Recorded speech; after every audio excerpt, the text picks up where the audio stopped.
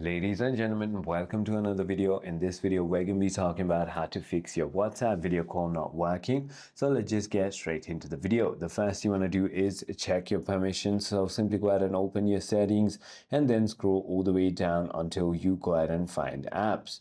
Once you find apps, scroll all the way down until you find WhatsApp one more time and then click on that. Once you've done that, you want to simply make sure that microphone and camera both access are available and turned on. Once you've done that, it should go ahead and fix your problem. However, if it still doesn't, try to check if there are any updates available. In order to do so, simply open your App Store or Play Store and simply go ahead and search for WhatsApp just like that and click on the application. There will be a little blue update button if your app has newer versions available.